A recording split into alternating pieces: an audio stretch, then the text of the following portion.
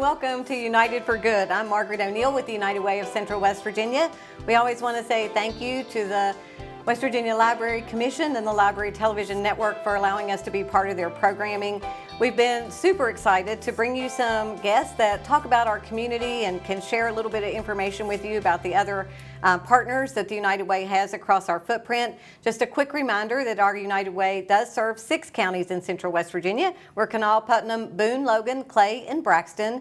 And by serve, it's simply that. If you're a nonprofit 501c3 organization in those counties, it gives you an opportunity to apply for funding through the United Way. And most importantly, if you're someone in any of those 6 counties who has a need, we certainly want you to reach out to us either directly to the United Way of Central West Virginia or by reaching out to West Virginia 211 simply by dialing 211 on any phone and get connected and get help for things that are non-emergent. So this time of year, we always worry about folks who have disconnected utilities, who may be without good coats or without shoes for their kids. So it's an opportunity for you to please reach out to us if you need assistance. It's always our pleasure to help and to serve.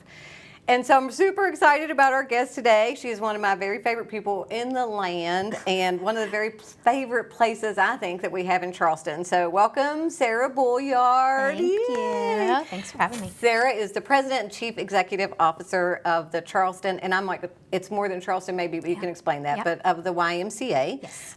We love the Y, and we'll talk about some of the things the United Way does to, be supportive of you and how you've been so supportive of us. But first of all, tell us a little about yourself and how long you've been at the Y, Sure. and let our folks get to know you. Yeah, so the YMCA of Kanawha Valley is made up of the Charleston Family YMCA and the Cross Lanes Child Development Center. So we're the association that provides operation and oversight of those 2 facilities.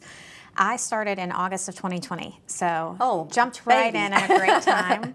Jumped right in the middle of COVID. And you're still there. And I'm there. Yay. So we've come a long way in the last 3 years. I was with the Heart Association as the state director there for about 8 years prior to coming over to the Y. It's been a blessing. It's been the hardest thing I've ever done, the most people I've ever had oversight of, but it's been the most rewarding by far, and I've learned so much in just a very, very short time. My husband and I are from the Charleston area, and we have a little boy who's 6. And that you have your hands full. Oh, he's yeah. a sweet baby boy. Yeah, he's wonderful. But yes, we have our hands full. We're in the trenches, as they say. Well, better you than me. Mine's 34, so I will just live vicariously through your youth and teen years. Yes. And remember that I'm glad I'm not doing that. Well.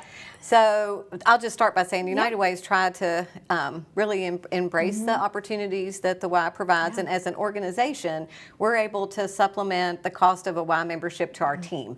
And so when you talk about life-work balance and making sure that our team, which is family to us at the United Way as it is to you, that they're healthy and that we can offer those opportunities. And so we're really grateful. It's a little bit of a reduced price, and so it makes it affordable for folks like us as a nonprofit to offer that. It's a nice little perk for our team.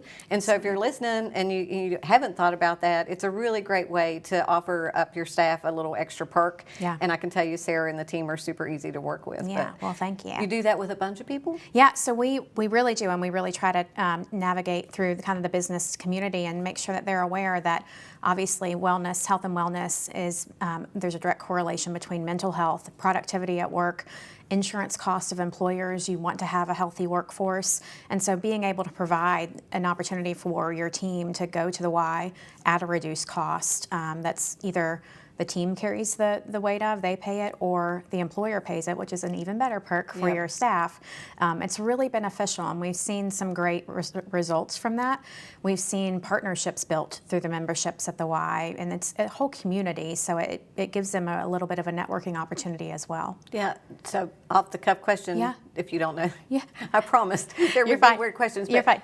Total membership? What is your total membership? We have over 6,000 members currently. Awesome. Yeah, that's so amazing. It is. We break it down a little bit differently though. So when I say 6,000 members, that doesn't mean we have 6,000 people paying, and some folks kind of get confused by that. So we have over 33,000 households, or 3,300, households that are a part of the organization, and with that, everybody. So my husband and I are a household. Yep, your household. That's awesome. Yeah. So the title of our show is more than just a gym, and although it's a great gym and it's a great place to go and you feel safe and it's clean and we hear the great stories about all the different sections. Yeah. Like some of our team just work out on various machines. Then Yep. I've been encouraged to come to some class on, I don't even know what, spin class maybe. Oh, okay. I was going to say boot camp. Come on. Oh, no. I am not an exercise. My mouth gets the most exercise of any part of me. But they come back and they're like, come do this. This was so much fun. And, the pools, we had one of our team had a baby. And so while she was pregnant, really enjoyed the pool for, good, healthy exercise. And so it is a great place to be the gym. Oh, yeah. But it's for so sure. much more than a gym. Yeah. And if you haven't been there lately, maybe just a little 30,000-foot view Sure. of all the different services that you provide. Absolutely. So, like you said, we're more than a gym, but that is a huge piece of what we do. And membership helps us do oversight in operations and things like that. Donors help us provide mission in the community. And so the membership piece of it is really important for us. We have over 100,000 square feet up on the hill in Hillcrest. Wow. We have 5 tennis courts, the only pool in town with a swim team and with laps that are always consistently available. We have 2 gyms. One has 4 different basketball courts on it when you break it up. The other is used more so for group fitness and things that you've probably been invited to. We have a spin studio, a yoga studio. There's really something for everyone. And all levels, right? Because all like levels, me, I'm not kidding. Like I'm not a good exerciser, but there's welcoming space to people like me. Absolutely. And the last 2 words of our mission statement are for all, and that really is important to myself, but it's also really important to my team. So we are an incredibly welcoming community, and that's what we've built up there. But there are programs for anyone. We are actually creating programs now that are for our special needs community. We've got a youth program that is youth strength and conditioning, and it is for all different fitness levels and all different types of kids. And so that's really important to us as well. That so much. Yeah, that has been incredibly rewarding for our staff. We've got a computer lab up there. Like there's really something for everybody. Yeah. So if I bring my kids while I'm working out, they can do work on the computer lab and do homework. They can do it if they're old enough. They can be up there by themselves. Gotcha. But then there's also Child Watch that's available to our members who might have children under the age of 10, and we're the only one in town who has that because it's also important for us. We know that people need a break. I'm going to derail you for a second. Yeah. I want to hear about the rest of the services, but I think that's just a great way for us to kind of jump into the challenges that we have with childcare and affordable childcare and what that looks like and how hard it is. And, we knew prior to COVID that women in the workforce were challenged because we often are the providers either to our children or to our parents or those senior care providers that we end up being the ones. But post-COVID, we actually have less women in the workforce than we've ever had before. And one of the things that we keep hearing as a United Way and when people reach out to us for assistance is, I just can't figure out child care to be able to get back into the workforce. Absolutely, and that's understandable because it's a crisis, to be very honest. Totally. It's a national crisis, it's a statewide crisis, and childcare providers are really stretched thin in the sense that, we rely a lot on reimbursement through the state for children that may be on subsidy. And if those costs aren't being met and helping us operate, then we have to put the burden on a private pay family. We don't want to, but there has to be some sort of balance between that. Sure. Just like with everything across the country, inflation has gone up. Our operating costs have gone through the roof. Yep. And we can't do and business. You feed kids. And we feed, we feed. So, we can't do business the way that we did before COVID, but unless the state can help us a little bit more, it's going to be challenging for a lot of childcare providers, over the course. You're not alone. Yeah, we are definitely not alone. Right. And there is, Kanawha County, I think the access is not necessarily a gigantic problem. There are a lot of providers. Some may be on a wait list. Typically that's going to be in your infant classrooms, and that's because of ratios between staff and the amount of kids. But you don't want to increase those ratios because then that puts a child in danger. And those two have been regulated over time, yes. right? That there are higher standards for child care, much which higher we standards, all wanted. which there should be. Right? Yes, absolutely. But it does put the burden on the provider to pay people who have been trained at a higher level or have higher educational needs to be able to meet the need of the provider. Yeah, absolutely. Tricky. I mean, our staff are required to maintain CEUs. They're required to have certain trainings throughout the year. Insurance is a huge cost Single for us. largest cost we have. And with our organization, because we have, a large amount of employees, we have to provide health and medical insurance, and the liability piece is the one that's just astronomical. I can't, well, because I've been in there when you're like, hold on a minute, they're not allowed to do that. Yeah, because it's incredibly expensive. But that's our mission, is to serve our community, and childcare is a really big piece of what we do. I had no idea anything about childcare before I started in my role, and I really have tried to embed myself in the trenches with staff. I've been volunteering in classrooms before. I have subbed in an infant classroom, and I look at the staff and I'm like, what do you want? Yeah. Call her saints. Because me I've what never you even want. held 2 babies at once. It's just a lot. It's hard work. It is hard It's work. very hard work, and they're not babysitters. There's curriculum that they have to follow, even as young as infants. As you said, we provide meals. We provided over 88,000 meals and snacks last year to 533 kids. That's To me, amazing. that's the most rewarding thing. That gives me chill bumps. I know, me too, and we're so proud of that. But we're not the only ones. Every other child care provider that's licensed in the state of West Virginia is doing the exact same thing. And I think that sometimes there is a misconception that it's expensive. You're right, it is. But we still are not operating at a profit. Right. And we won't until we can get some more support, and hopefully legislation will pass this year to allow us to do that. It is a fine line that we walk in the nonprofit world, that we're, you want to be the ones that can do it and meet the needs and do all the things that can make people whole, but we're often the ones who also don't receive the resources back on the back end to provide that. So it's a tough walk sometimes. It is, yeah. So, so here's, I guess this is a question or a statement, but when we're talking about childcare, tell me your hours. Like when can kids be there? So our hours out at our Cross Lanes Child Development Center serves roughly 300 kids, give or take, throughout the year. Our hours out there are 6:30 a.m. to 6:30 p.m. We have infants, so we take kids at 6 weeks old out there all the way up to 12 years old. Our facility in Charleston, the Big Y up on the hill, also has a child care wing on the back side of it. And they do after school, so they'll shuttle kids from 5 different feeder schools Nice. back to the Y. And so they get there at about 2:30.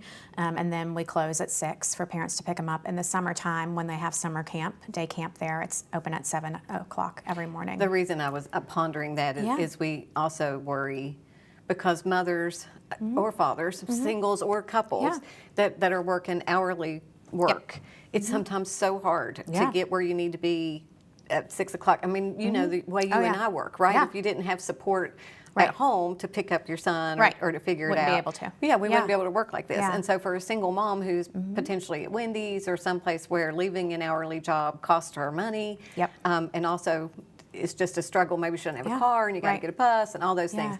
That's the real struggle that we're seeing with families, 100%. right? Yep. And you see the exact same thing that Yeah. we see. Yeah. And because of that, you started the marketplace. Yeah, so we have, and I apologize if I get choked up about it because she's just so incredibly special. There's a little girl that started in our after-school program a few years ago. I think she's been there about a little bit over 2 years now. We started seeing some signs of abuse pretty early on, and obviously did what we had to do. We're mandated reporters. She was still with us. They did their thing, what they need to do at the home, and we just know that she's been through a lot. And so she came to one of the counselors one day and said that her and her little sister were hungry. At the time, her sister was 2 years old. She, at the time, was 9 years old. And the only thing she asked for was baby food for her little sister. And that to us was like we're not doing this. We have to help. And it just spiraled into more. This got brought up at a staff meeting, and I'm so blessed to have an incredible team of dedicated And it matters so much. professionals, yes, and who truly step outside of the box to see how we can make mission happen in their role that they play at the Y. And so she said that they had started banking like little bags for her, and they put it in her backpack on Fridays to make sure that she had food. And I was like, we've got to do this bigger. There has to be. If it's her, we know that there's so many more. And so we tasked our members. We reached out to our members and said, hey, we want to start this. We want to start a food pantry. And so we opened the Y Marketplace in November of 2022. We have served over 300 families in that time, awesome. and it has been truly a remarkable experience. She was the first one to go through the doors when we opened, and she had tears in her eyes, and I told her, I was like, you know that this is all because of you, right? All of this is because one kid came to one staff member, and she just said how happy it made her. So we're blessed to still have her in our program, and she will always be with us because she's safe with us, like many other children, and it's just brought a tremendous amount of joy. And it's something your members can so get behind Oh, because absolutely. they see it too and Yeah. want to help. And, you know, we hear a lot the struggle is I want to help, but I don't know what to do. Yep. Or I want to volunteer and I don't know where to go. And so, you know, there's an easy way, folks, if you're Yeah.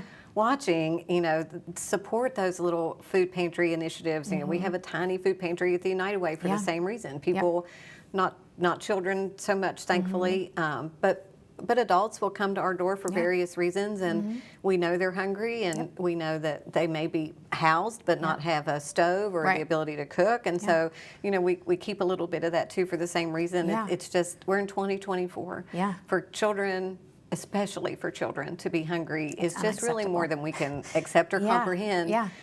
And I think, you know, sometimes it would just behoove people to take a tour or two around the time when people are visiting the Yeah. marketplace and other food pantries and just see, Yeah, you the know, impact. the folks who come through and how incredibly grateful Oh, they yeah. are. Because, you know, sometimes we can't always pay a bill. Right. We can't always, you know, pay rent or pay a utility, but we can almost always find food for people. Absolutely, And so, yep. again, if you're flipping channels and you're sitting there trying to figure out where your next meal is going to come from, we just couldn't encourage you more to reach out to the United Way, to 211, to folks like Sarah, and allow us to be able to provide that for your Yeah. family and your children. Absolutely. So Our that's- marketplace, the Y Marketplace, is open the first Thursday of every month from 4 to 6 p.m.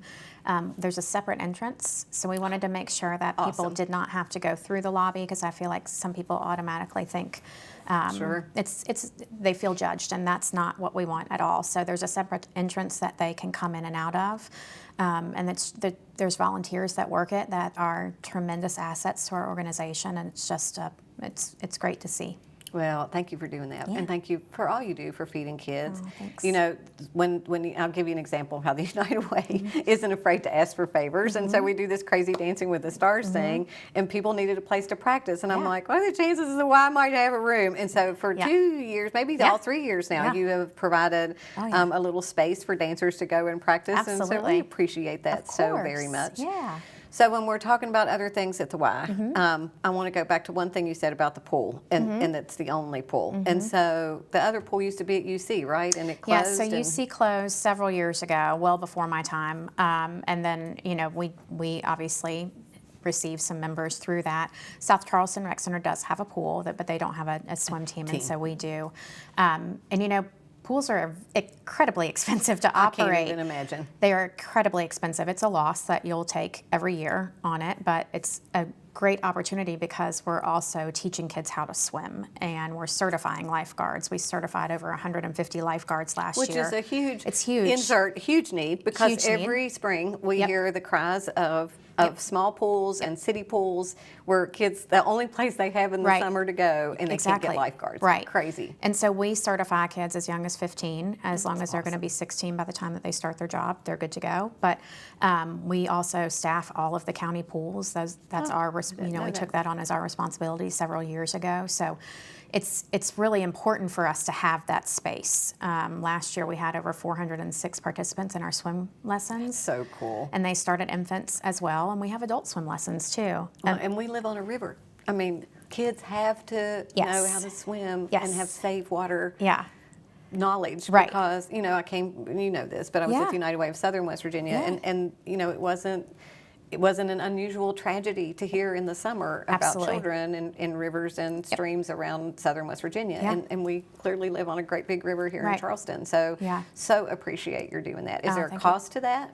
Yes, there are different rates, member, non-member rates. But the great thing about the Y and why we fundraise throughout the year is because we will never turn anybody away for their inability to kinda pay. scholarship those. So we can scholarship. There's a scholarship application that you turn in. We'll do that for anything, for anybody. And so it's super important for folks to know that money shouldn't stop you from trying to use the Y's resources. And I love that so much. And I just say that's the difference in a nonprofit and a for-profit. 100%. Not just a gym. Yeah. Is that you can do that. Yeah, Right? absolutely. And you can make provisions for Right. people that should. So the challenge we face, folks, so much in our communities, and Sarah, I'm singing to the choir when I talk to her, but for those of you who just may not see it as much as we do in the work that we do, underexposure of children to anything, to be able to swim, to be able often to read, to be able to go out and get on a tennis court and hold a tennis racket. Those are things that some of us take for granted. And you and I see kids every day that have never been in a swimming pool Yeah. or never held a tennis racket. Right. And it could be that one thing that significantly alters their health or their future plans or their Right. education. I go to church with a young family and their daughter's on the swim team. Oh, And yeah. oh my gosh, it is like the best thing. And, Yeah. you know, I get to watch the videos. Yeah.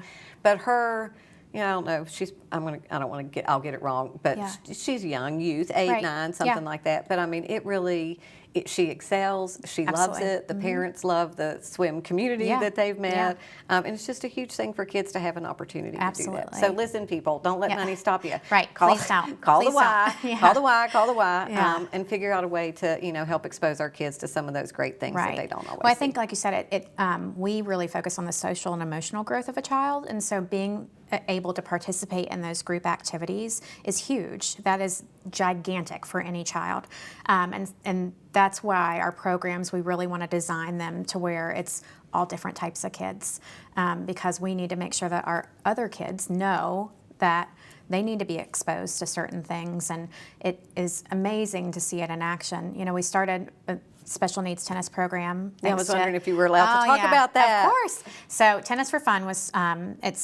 originated in Florida with a different organization. However, two wonderful and amazing volunteers, Sandy and Dave Campbell, they called me back in March of 2023 and said, we want to bring this to Charleston. And immediately we said yes. And we didn't care what it meant. Right. No idea what we were getting Sometimes into. you just gotta do the right I thing. don't play tennis at all. But we knew it checked off boxes for us. And one of the main things that our team wanted to focus on in 2023 was making all of our programs accessible to everyone. And so this was huge.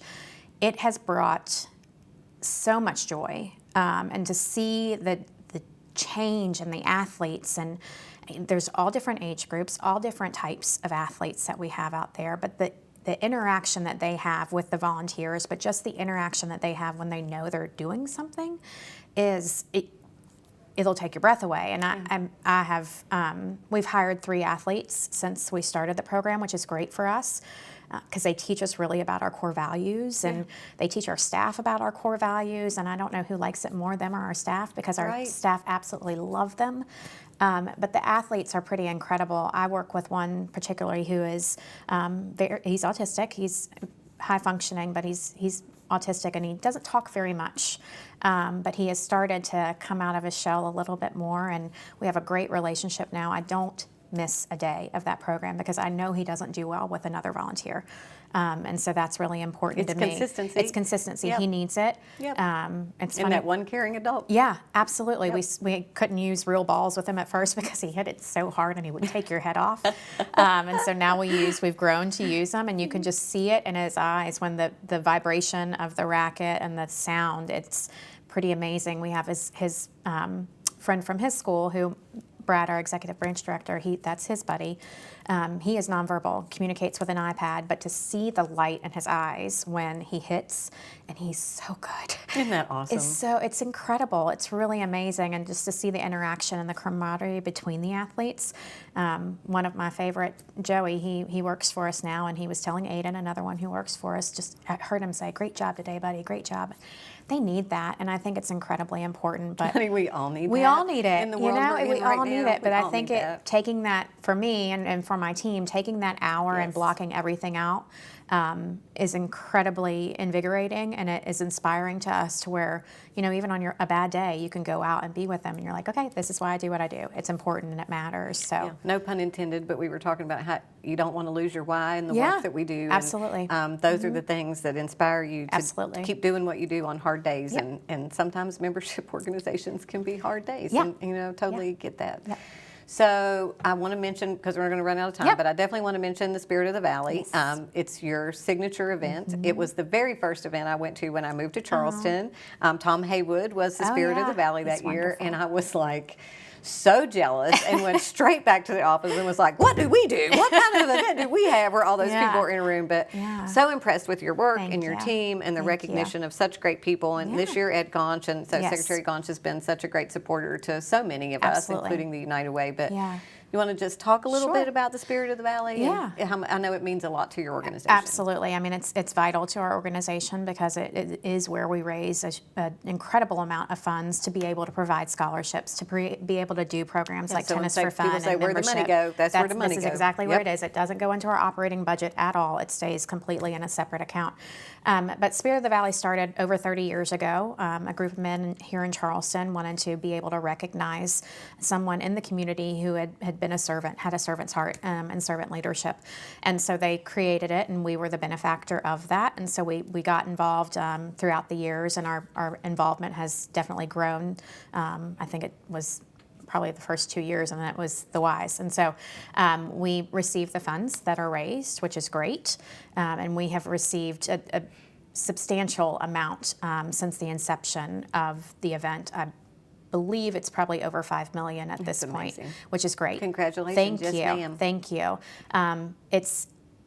It's wonderful to see, as you know, from event planning and things. It's great to be over the day of. Oh, yes, it is. You're exhausted, but it's wonderful to see everybody in the room and know that they're there because of the individual who's given back to the community, but also because of the why. And that's the most important thing to us as an organization, is for them to know that their dollars truly do make a difference, and they really are going to individuals in the community who are getting access to vital programming. Yep. And getting wouldn't have access got it anywhere else. Right. And so that's the main purpose for us of the event, is just to be able to educate more on what we provide for the community. No teases on the 24th. We haven't even decided yet. It hasn't been announced. Spring, Okay, 2024. spring. Yeah. Well, it was a great time. And Thank it you. is a great way for people, I think, to honor somebody that they respect so much in the Yeah, community, and absolutely. at the same time know that the proceeds go to the Y. So Right. support the Spirit of the Valley when Yes. it does come around Yes. again. Yes. Anything else I haven't asked that you would like to share with us about the Y and all the wonderful things that you do? I don't think so. We're very fortunate to have great community partners like the United Way. We are have been a benefactor of the United Way Day of Caring for as long as I've been at Yes, the so fun. organization. That's right. Many years Yep. before that, and they've done a substantial amount of work for us. So we appreciate that, as well as other things that we have partnered with on. And then so we're just very thankful, and Thank thankful for our other organizations in our community who We're blessed. there are a lot of great nonprofit organizations Say it every in the day. community, Yep. and it's been a blessing to be able to work together and provide a bigger need. It is. We're a great community of people who work really hard to Yep. make a positive impact every single day, Yep. from babies to seniors and everywhere in between. Yes, Sarah, absolutely. thank you for your time today. you for having I me. just appreciate you so much. Appreciate you. And thank you for your work. The Thank you. YMCA is vital to the communities here in Charleston and your other locations, so we're just really grateful that you're here. Thank you. To our audience, thank you for hanging with us. If you're tuning in for the first time, check back again later. We'll have a new show every month, more exciting things to offer. Don't forget to check out our website where you can learn about Dancing with the Stars. Get your tables quick, they're selling out fast. Support our dancers. Buy your great rubber duck. That'll be coming up in July as part of the regatta. Your chance to win $4,000 if you have that winning duck, and all the great work that's done by the United Way of Central West Virginia. So check us out at unitedwaycwv.org. In the meantime, we thank you again so much for your time, and our thanks to the folks here at the Library Television Network. Until next time.